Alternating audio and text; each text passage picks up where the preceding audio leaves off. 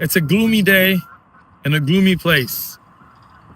But is it gloomy for the person that just got buried here in this fresh grave?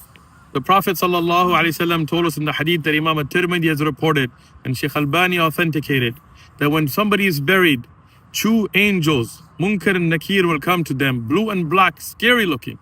And they're going to ask you, who is this man that was sent to you? He will show you the Prophet ﷺ. The believer will say, this is the Abd of Allah and the Messenger of Allah, Abduhu wa Rasuluh, and bear witness to the oneness of Allah. And the angels will make the grave vast for them, open, illuminated, lit up. And he will say, I want to go back to my family and tell them about the pleasures that I'm feeling in this grave. But they will tell him, no, you cannot go back to the dunya. Just sleep, relax, enjoy, like the bridegroom on the wedding night that is only awakened by the closest and most beloved of family.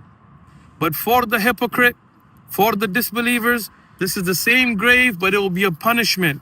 No matter what it's on the outside, the same angels will come and they'll say, this is the Messenger of Allah. Who is this man? And they will say that some people said this, some people said that, all the propaganda that they used to listen to, that they will just repeat. And they will say that this is the place of punishment. And the grave will close in on them and their ribs will interlock like these fingers.